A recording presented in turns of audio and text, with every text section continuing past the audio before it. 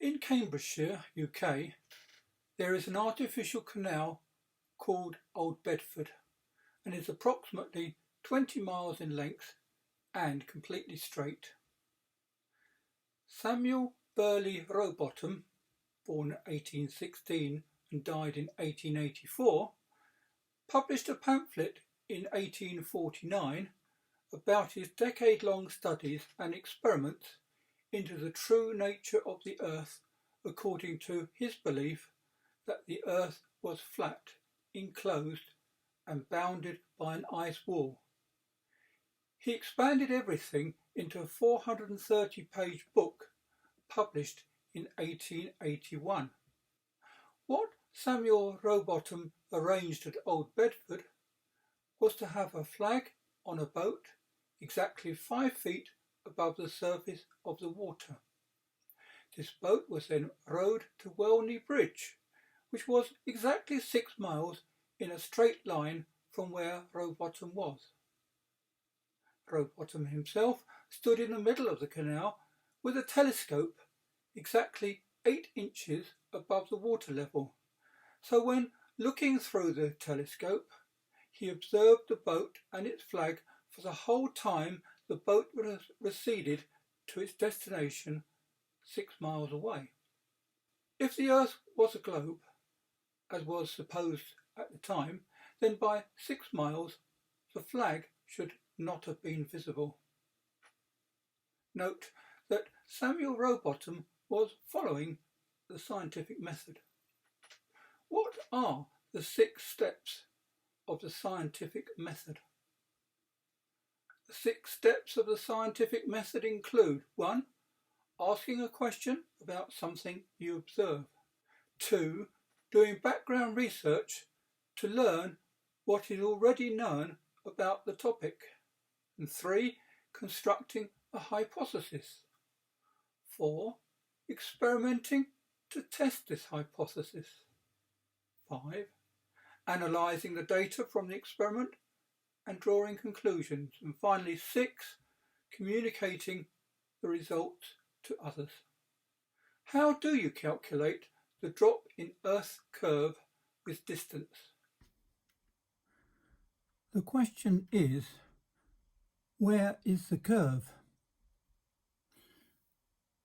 And to work this out, we calculate the horizon drop. Now here is a representation of the surface of the Earth. Now this is something that you will never have been taught in school. Let us draw from the centre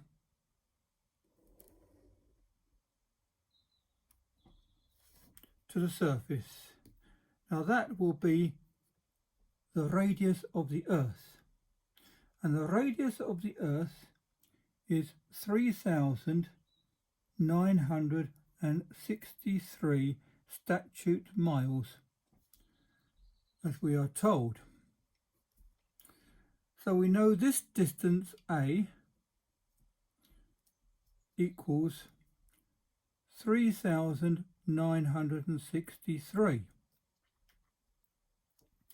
Now, when you're sitting or standing on the Earth and you look straight out, our favourite word, drawing a tangent, but you can't look over here because you'd have to look through the Earth. So all you can do is look out at 90 degrees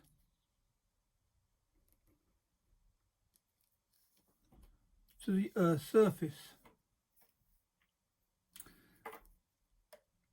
And we'll call this distance B, because now we want to work out what would be this height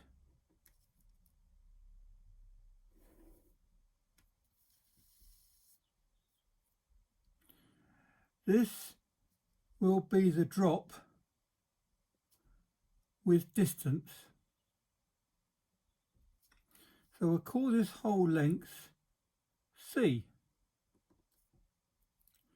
And this is the drop in the Earth's surface as you look out.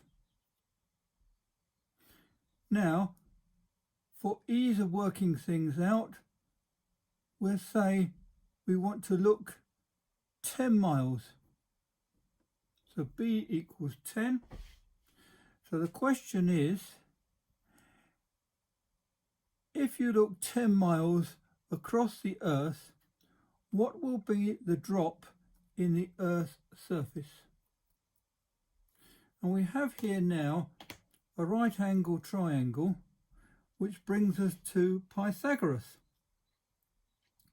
And Pythagoras says, with a right angle triangle, that a squared plus b squared equals c squared. One of the basic formulas of trigonometry. So this distance squared plus this distance squared equals this distance squared. So we can work it out. So if this distance is 3963 and this distance B is 10, this equals the distance C squared.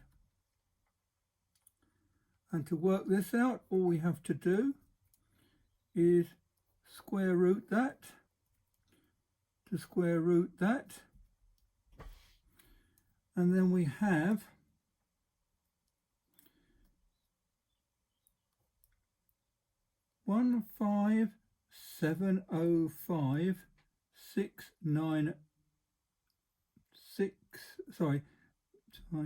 369, a difficult number, but that is 15,705,363, that's that squared, plus 10 squared, which is 100,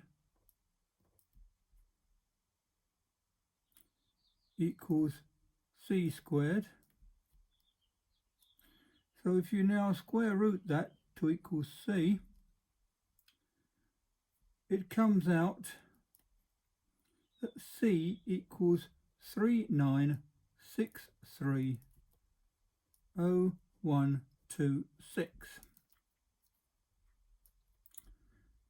Now, what do we do with this number? Well, we know that the distance c, which is the radius of the Earth plus the drop, equals 3963.0126. But we know that this distance from here to here is the radius of the Earth, which is 3963. So if we take 3963 away, then the 0.0126 statute miles equals the drop. And we're almost there now, because we just have to change that into feet. And we have here a conversion formula. 1 statute mile equals 5,280 feet. So 0.0126 of a mile equals that figure times 0.0126, which equals, wait for it, 66.6 feet. Therefore, the drop with 10 miles distance is 66.6 feet. Oh dear, where have we found 666 come up before?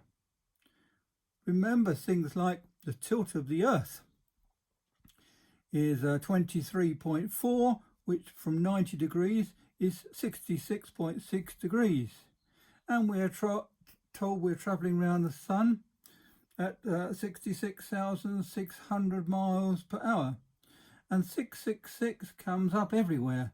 It's a lovely figure used by Satanists and Luciferians.